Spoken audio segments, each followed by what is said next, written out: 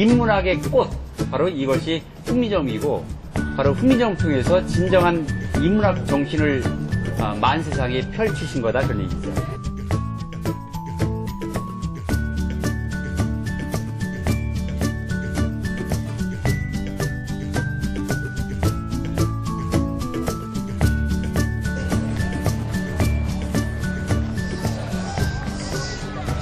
한글 가왕길을 통해서 세종 인문학의 정신을 온몸에 가로세우고 우리는 그 현장에서 세종의 정신을 실천하는 그런 일꾼이 될 것입니다.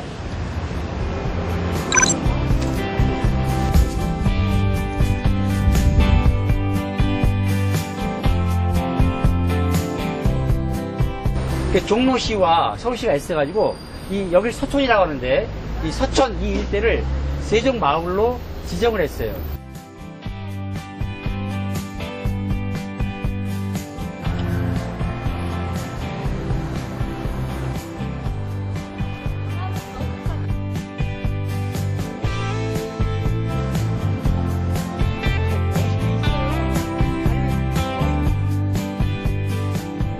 한글날 전시했던 조형물을 이렇게 옮겨다가 여기다 설치한 거예요. 아무튼 멋있어 보이죠?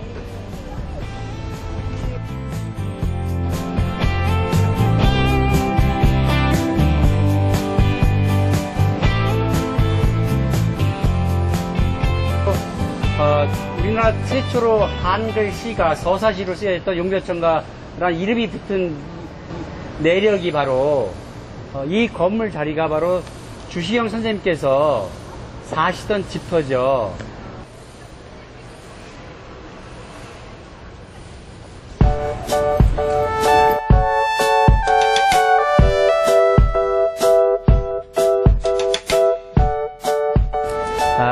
정음.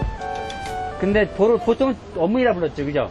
근데 하나의 큰 글이다. 전 세계에서 과학적이고 우수한 아주 뛰어난 글이라는 의미에서 한글이라는 말을 새로 만들어서 널리 퍼뜨린 거죠. 쉽게 담아서 소통시킬 수 있는 그런 문자를 무시하느냐라고 놀래요. 그래가지고 당신께서 직접 한글 전용 교과서를 펴내요. 한글 전용 교과서. 최초의 한글 전용 교과서를 펴내요. 그게 바로 이 책이에요. 삼인필지. 여기서 우리는 이 외국인이 공합죠, 그죠? 우리 대신에 한글 전용 교과서를 펴냈으니까. 근데 한편으로 부끄럽죠? 우리는 도대체 한글 창제 반포한 지 400년이 넘도록 뭐하고, 외국인이 와서 한글의 가치를 존중하고, 한글 주류 문자로 인정하고, 한글로 된 그런 실용적인 지식 교과서를 만드느냐는 얘기입니다. 한글 전용 신문, 한글 국어 되게 필요하잖아요. 독립운동을 함께해서 한 번만 설명드릴게요. 1908년에 주시영 선생님과 주시영 선생님을 따르던 사람들이 편찬하던 아주 핵심 연구원이 있었어요. 그래가지고 지금 글자를 어떻게 하고 있죠?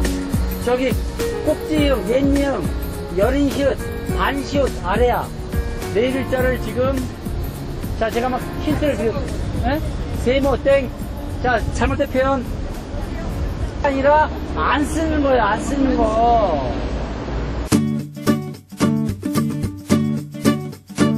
또 서울시가 재미있는 숨바꼭질이라고 해서 한글의 가치와 의미를 되새기가는 그런 것도 만들고 또 갖가지 이야기, 관련된 이야기를 발굴해서 조성해놨어요.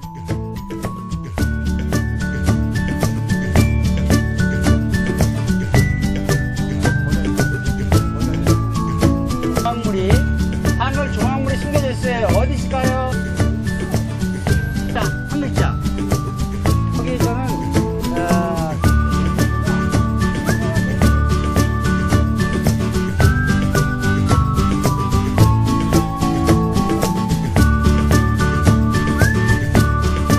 진짜 세종 인문학 탐방의 주제가 한글이 어떻게 탄생하고 발전하면서 주류 문자가 되었는가, 그 과정에서 우리 또 우리 조상님들께서 얼마나 많이 애를 썼는지 그런 것을 되새기는 것이 가장 중요하다 봅니다.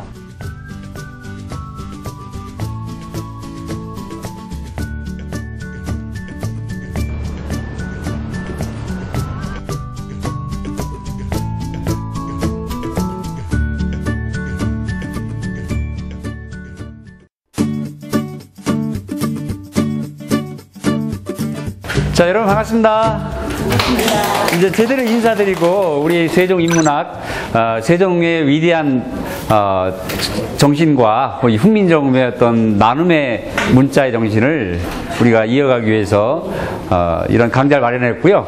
또 이번 강좌가 의미가 있는 것은 그 세종과 또 세종과 관련된 수많은 흔적들을 직접 찾아서 답사하고 그 의미를 되새긴다는 데 더 큰 의미가 있다고 봅니다.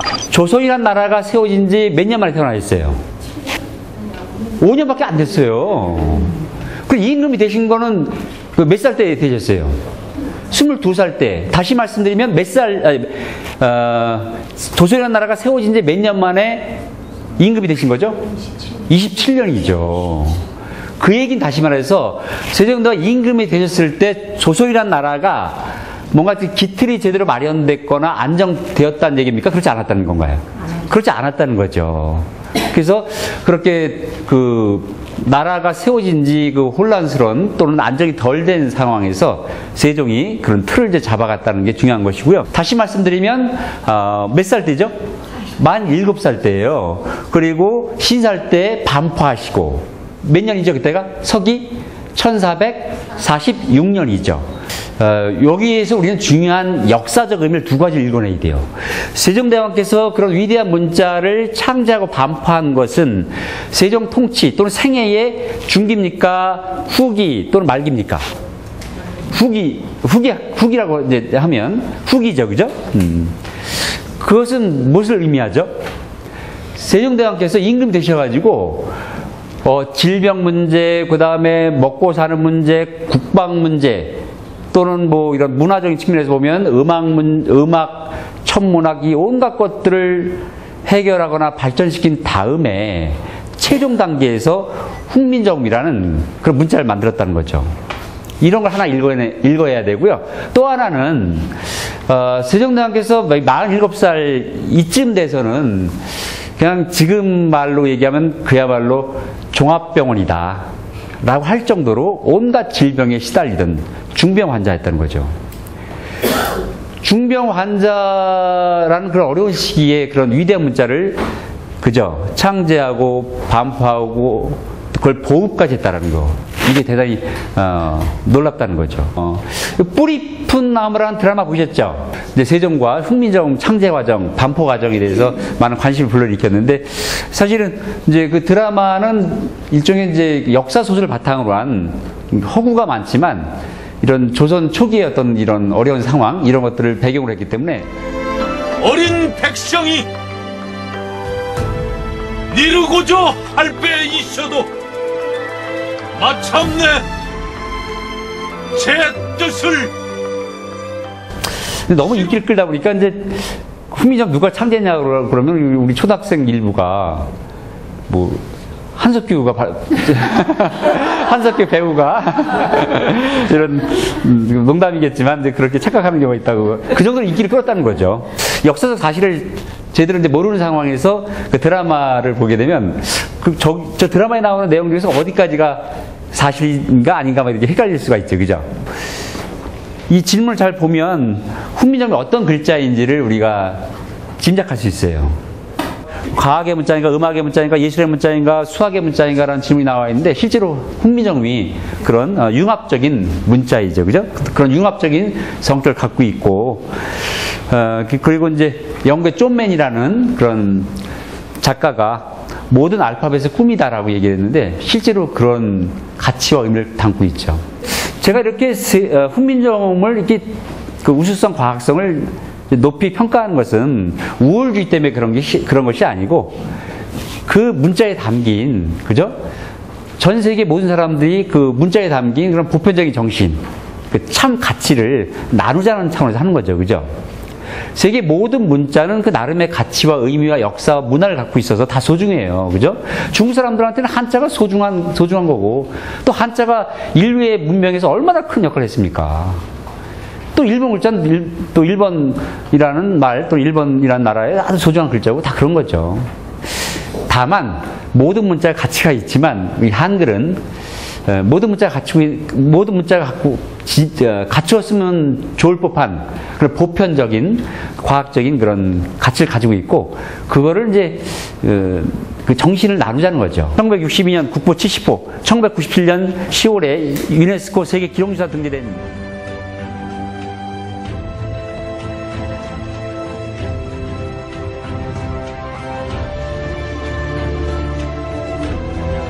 그런 거죠. 그 뿌리 푼 나무 드라마에서 그 해례 부분을 통째로 외운 천재소녀가 나와요. 누구죠? 천재소녀. 그 소희라고, 그죠? 그 탤런트 이름 뭐죠? 신세경. 이제 그런 게 나오죠. 아까 그 드라마에서 소희가 외웠던 부분. 이 해례 부분은 1940년에 그 발견되기 전까지는 사람들이 몰랐던 거예요. 근데 그 해례 부분에 훈민정 창제 원리가 설명되어 있는데, 그 이덕무라는 아주 훌륭한 실학자가 있었죠, 그죠? 이덕무, 이분이 청장관 전서라는 백과사전을 펴냈는데, 거기에 훈민정 창제 원리가 쓰여 있는데 뭐라고 써 있냐면요, 세속의 전화기를 세종대왕께서 화장실에 가셔가지고 이 문창사를 보고 기역, 니은 이렇게 발명했다라고 하더라, 그렇게 쓰여 있어요. 다시 말씀드리면 그 훌륭하신, 그 똑똑하신 이덕무 선생님께서 저 해례를 봤습니까, 안 봤습니까?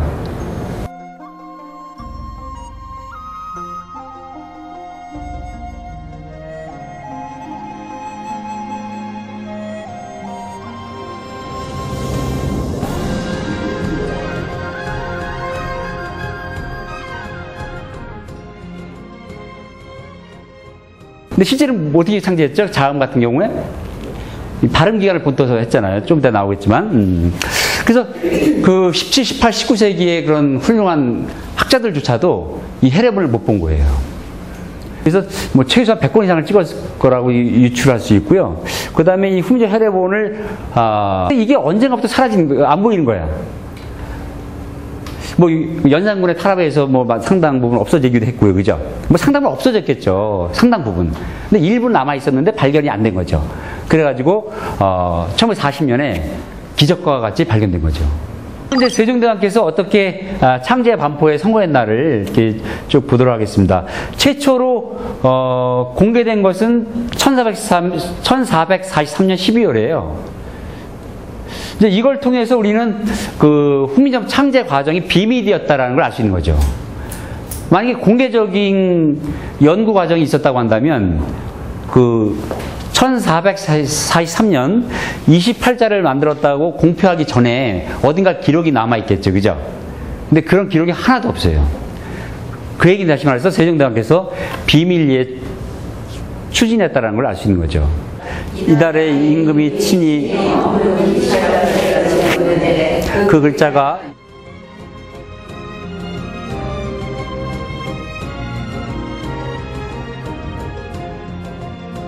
임금 세종께서 직접 만들었다는 게 나와 있잖아요, 그죠? 나와 있고 28자라는 기본 글자 나와 있고, 그 글자의 놀라운 특징, 그죠? 전환하는 것이 무궁하다. 28자로 진짜 수많은 그 글자를 만들어낼 수 있다는 게 잘 나와 있죠. 그리고 이 전자를 모방했다는 건 뭐냐면요, 이 전자라는 게 고대 문자인데, 중국의 고대 문자는 이 소리와 문자를 자꾸 일치시키려는 그런 노력이 있었어요. 그러니까 개견자라고 하면 개 그림 비슷하게 그려놓고, 이게 막 소리가 담겨있다고 생각한 거죠. 그런 어떤 소리와 문자를 일치시키려는 노력, 그런 걸 얘기하는 거예요.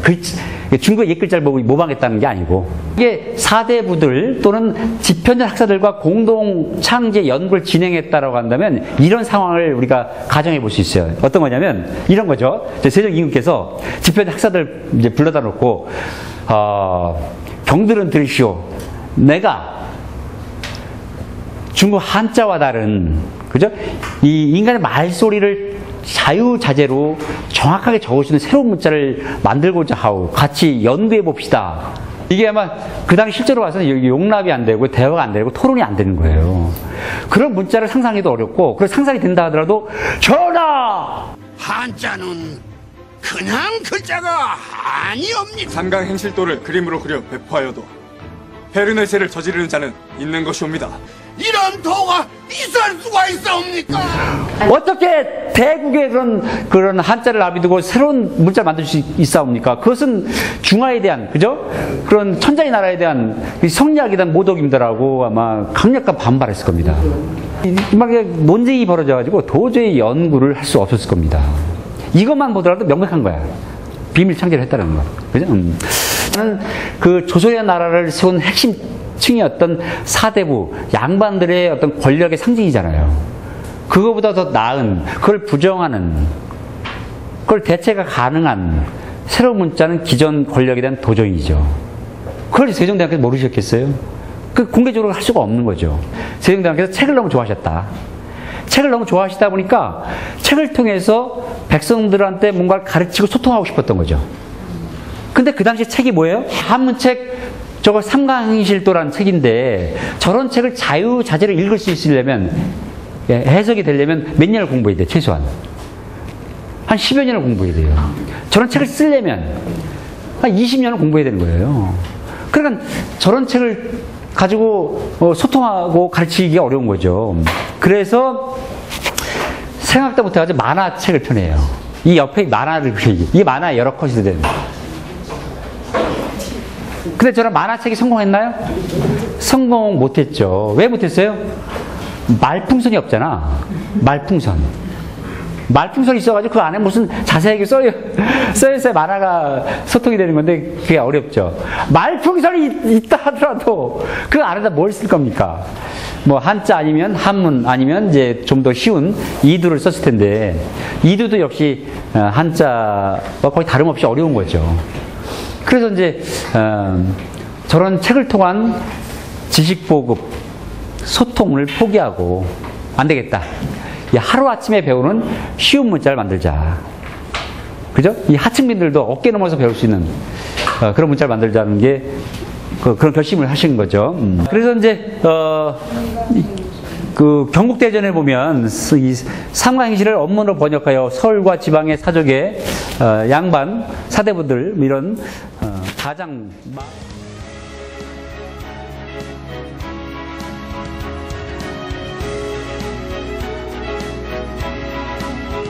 하고 최고 법전인 경국대전에 이렇게 훈민정음을 통해서 백성을 가르치라고 되어 있고, 그죠? 그러면 공시문자죠. 그런데 이를테면 뭐 계약서를 쓴다든가, 그죠? 이런 뭐 국가 공식 문서에서는 거의 사용을 하진 않았어요. 비주류 공식 문자였다 이렇게. 비주류, 그죠? 주류 공식 문자는 뭐죠? 한자 한문이고 비주류였다. 이 비주류 공식 문자였던 이 한글이 주류 공식 문자로 전환되는 게 언제죠? 선언 자체는 1895년에 고종이 선언을 해요. 주류 공식 문자로. 이제 한자가 주류가 아니고 한글이 주류다. 근데 실제 그렇게 되나요? 안 돼요. 실제 그 실천한 거는 언론에서 1896년에 나온 독립신문 같은 데서. 근데 그것도 4년 만에 사라져요. 실제로 막 일반 대중까지 퍼진 거는 남한에서는 1988년 한겨레 신문이 나왔을 때 거기서 비로소 이루어져요. 그러니까 이게 얼마나 놀라운 역사입니까? 그 위대한 문자를 만들어 놓고 500년 넘게 비주를 취급을 한 거야. 이게 참 그 역사는 양면성이 있는 거죠, 그죠? 위대한 문자를 만들고 지켜온 것도 우리 결례고요. 자랑스럽죠. 그걸 철저히 무시해서 500년 이상을 비주류로 만들어 놓은 것도 우리 결례입니다. 방대한 지식을 만약에 이 한글로 좀 적었다고 한다면 더 빨리 그 위대한 지식을 나눌 수 있어, 실용적 지식을 나눌 수 있었지 않을까 생각하는 거죠.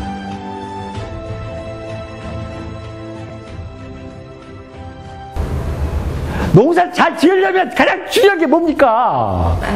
시골에 땅이 있어요. 땅을 먼저. 우리가 직접 몸소 체험하고 또 경험하고 현장에서 학습하는 그런 인문학인데요. 그런 인문학 중에서 또 최고봉은 세종의 인문학이고, 세종의 정신이 남아있는 한글 가온길과 여주의 영능을 답사 탐방하기 위한 그런 강좌입니다. 시간을 알아야 될 거 아닙니까? 시간. 절기. 날씨 이런 걸 알아야 되잖아요. 아까 안불구가 다목적용이에요. 절기와 방위와 시간 알 수 있는 다목적용. 그 당시에 시간이라는 건요, 그 표준 시간을 정하고 표준 시간을 나눠주는 건 누구의 특권이었습니까? 명나라 중국 황제의 특권인 겁니다. 그거를 세종 임금이 조선의 한으로는 조선이 잘 안다 해가지고 조선의 시간으로 가져온 거예요. 거기서 그치지 않고 그 임금의 특권인 시간을 백성들에 나눠준 겁니다. 스스로 이게 보게끔. 이건 혁명이죠, 혁명. 그죠? 시간을 나눠줘야 되는데 그냥 시간을 볼 수 있는 권리를 준 겁니다. 이제 훈민정 문자 얘기를 할게요. 그래서 세종대왕이 음악과 자연 연구를 통해서, 좀 전에 봤죠, 그죠? 음악 연구, 자연, 천문학 연구, 이걸 바탕으로 해서, 천문 여기 있네, 과학의 그런 문자를 만들다 보니까 소통이 잘 되는 문자가 된 거죠. 그리고 처음부터 과학의 문자를 만들려고 한 게 아니고, 그야말로 이 자연의 소리를 잘 적을 수 있는 문자를 만들다 보니까 과학의 문자가 된 거예요. 이제 그런 맥락을 우리가 먼저 이해를 해야 되고요. 그래서 이제 외국 사람들이 이 한글이 과학적이라고 그러는데 뭐가 과학적이냐고 얘기하면 여러 가지 근거가 있는데 가장 중요한 게 뭐죠? 그 자음과 모음을 따로 만들었고 그 자음 같은 경우는 이 발음 기관을 본떴다. 그죠? 그런 걸 이제 알려줘야겠죠. 이게 과학이라는 게 뭐예요? 과학이라는 것은요 관찰을 통해서 그죠? 이 수학처럼 쉽고 아주 간결하고 정확한 거를 누구에게나 언제 어디서나 똑같이 적용될 수 있는 그게 과학이에요. 한번 해보세요. 맘. 그래서 그 미음은 콧소리니까 이 두 입술이 닿으면서 공기가 코로 나오죠, 그죠? 그래서 이 입을 담은 모습. 근데 그럼 약간 떨어지죠. 그건 모음이 들어갔기 때문에. 그래서 약간 떨어지거나 담은 모습을 네모란 거예요. 그래서 현대 언어학자들과 문자학자들과 과학자들이 세종이 그렇게 발음기를 본떠서 만든 게 과학적인지를 엑스레이를 통해서 이렇게 증명한 사진이에요.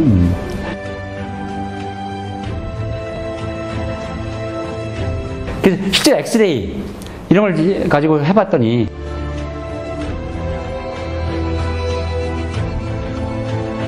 세종의 그런 상형 원리가 과학적이다 이런 걸 발견한 거죠. 자, 그다음에 모음의 기본자는 이렇게 하늘과 땅과 사람을 본떠서 만들었잖아요. 근데 이것도 비과학이라고 얘기하는데 사실 넓게 보면 이것도 우리 말의 특성을 반영하고자 하는 그런 과학적 전략이 일부 반영되어 있는 거예요. 왜냐하면 우리 말은 세종대왕께서 태어나시기 전부터 동서남북으로 뻗어나가는 힘이 있는 거예요, 우리말에. 하, 양성, 허, 음성, 호, 양성, 후, 음성 이렇게. 오르다, 오, 양성. 누르다, 우, 음성. 아빠, 양성, 엄마, 음성. 이렇게, 그죠? 이런 기운이 우리말에 있었던 건데, 세종대왕께서 관찰을 통해서 그걸 정확히 파악한 거죠. 그래서 그런 이치를 반영하기 위해서, 하늘을 뜻하는, 땅을 뜻하는, 그래서 하늘은 양성, 땅은 음성, 이는 중성. 그 하늘과 땅을 이렇게 상형한 것은 자연의 소리를 정확하게 반영하고자 하는 그런 의지가 담겨 있는 거라고요, 저게. 그죠? 다시 두 가지입니다. 다시 정리하면, 자연의 소리를 담고자 하는 전략과 우리말에 담겨 있는 음양의 이치를 반영하고자 하는 전략. 이 두 가지 전략을 제대로 실현하기 위해서 저런 상현을 한 거죠. 그래서 그 다음에 이제 자음 같은 경우는 기본 5자를 바탕으로 해서 이게 가획, 또 과학이라는 건 규칙성이 있어야 돼요. 규칙적으로 가획해서 만들고요. 이거 다 아시는 거 넘어가겠습니다. 이렇게 해서 가획과 배합, 열화를 통해서 이렇게 무려 40자 가까이 되는 글자를 만들어내요. 근데 이게 복잡하지 않은 게 다 이 기본 5자를 바탕으로 뻗어나간 거기 때문에 복잡하지 않은 거예요. 그죠? 그래서 모음 같은 경우도 이 3자를 통해서 합성의 원리를 통해서 오와 우어, 요야 유어 이렇게 만들어 나가고요. 무려 29자를 만들어내요. 그래서 전 세계에서 모음이 발달되어 있고 혹시 문자화가 되어 있는 게 우리나라예요. 그래서 모음이 발달되어 있기 때문에 우리 소리를 섬세하게 적을 수 있는 거예요. 그리고 세종대왕께 또 놀라우신 것은 이게 모음, 각 이런 것처럼 첫 소리 자음과 끝소리 자음의 모양을 그 기하학적인 도형화를 똑같이 하는 거죠. 그죠?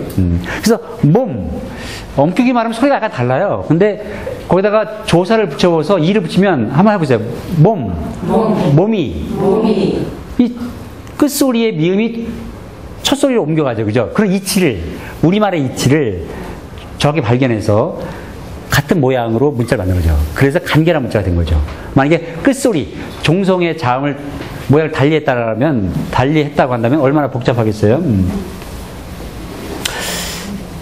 그리고 이제 몇 가지 이제 오해를 풀어야 돼요. 그 세종대왕께서 창제하시고 나서 1444년에 이제 상서가 올라오죠. 자, 제가 여기서 OX 퀴즈 한번 해볼게요. 최만리 선생은 훈민정 창제를 반대하셨다. 근데 최만리 선생님 혼자 그런 게 아니고 최만리 선생 외에 6인이 공동으로 이렇게 이의 제기를 한 거고요. 근데 저는 결과적으로 봤을 때 이 상소 때문에 훈민정 반포가 더 정확히 이루어졌다고 보는 거죠.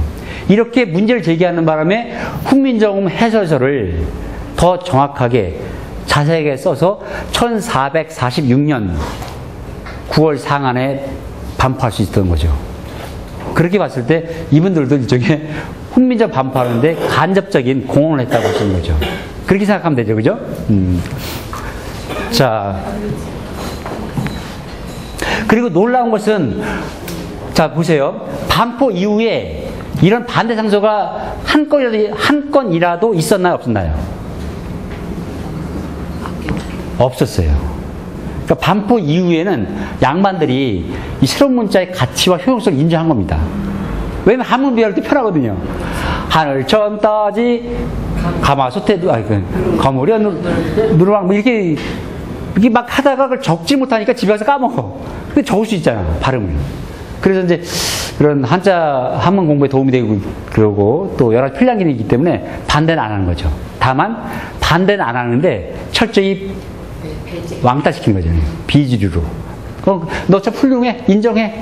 그지만 더 훌륭한 한자 나 쓸 거야. 너 그거 써. 이런 식이에요. 이게 조선시대 4대부터 일반적인 흐름이었죠. 그 과정에서 그래도 한글의 가치를 진짜 온몸으로 실천하려고 했던 사람들이 바로 김만중 같은 이제 정철 이런 윤선도 이런 분들이었죠. 율곡 선생 같은 경우는 아예 한글로 어떤 교화 서적을 만들어가지고 노비들까지 가르쳐요. 이제 그런 기능을 부여한 겁니다. 근데 실학자들은 이제 그런 식의 한글 사용조차도 거부를 하죠. 그래서 이제 제가 문제를 삼았던 거고요. 아무튼 세종대왕께서 이렇게 최고의 발명가로서, 최고의 학자로서, 그런 훈민정음이라는 이제 발명품을 남기까지의 어떤 그런 여러 가지 흐름을 제가 짚어봤고요. 그래서 서양이 르네상스를 한 200~300년에 걸쳐서 이루는데 세종대왕은 30년 만에 그걸 주도하죠. 아까도 말씀드렸지만 세종 혼자 산 거 아닙니다. 그래서 그 세종대왕과 그 세종대왕을 도왔던 많은 학자들과 관리들, 그죠? 그걸 뒷받침해줬던 백성들에 의해서 그런 시대를 연 겁니다. 그래서 이제 그런 공로를 쉬운 문자를 통해서 문명 태치에 이바지한 그런 공로를 인정해서 유엔이 세종임금상 이런 상까지 제정해서 지금 하고 있고요.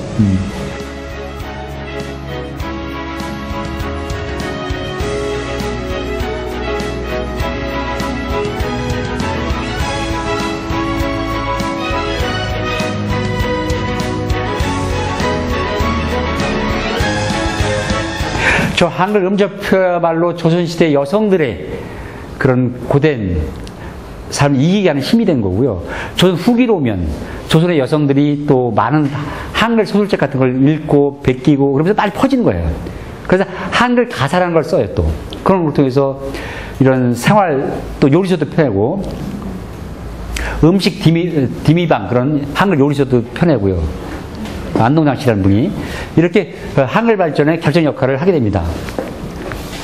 자, 이렇게 기억을 고정시킨 상태에서 이 R을 90도씩 틀어요. 그죠? 이렇게. 그러면 뭐가 생성되죠? 가, 구, 거, 고 이렇게 생성되죠. 그래서 최소의 글자로 최소의 움직임으로 최대의 글자를 만들어내요. 이거를 이제 수학에서는 위상수학의 원리라 그래요. 이 위상수학이라는 것은 비행기와 우주 공관련과는 그 20세기 이후에 21세기 발달하는 그런 첨단 수학인데, 이 세종대학교에서 이제 그런 수학의 원리를 반영한 문자를 만든 거죠. 자, 그 다음에 이제 한글은 예술의 문자이죠. 이렇게 자음과 모음이 그 디자인이 달라요. 성격이 다르죠. 그죠? 다른 것 자체가 다른 걸 통해서 서로 결합해서 또 다양한 걸 만들어내는 그런 미적 그런 도형 특징을 갖고 있는 거죠. 이상, 꿈, 희망 그런 걸 뜻한다고 볼 수 있어요. 위인선에 뭐가 있죠? 책이 있죠. 그죠? 그래서 책, 독서, 지식, 현실, 역사, 전통 이런 거죠. 그래서 세종대왕께서 위대하신 것은 바로 이상만을 추구했기 때문이 아니고, 그죠? 이상과 현실을 조화시키고, 희망과 독서를 조화시키고, 그죠? 그 다음에 꿈과 역사, 전통을 또 결합시키고, 조화시키고, 융합시키고, 그래서 그런 위대한 업적을 남겼다고 생각을 해요.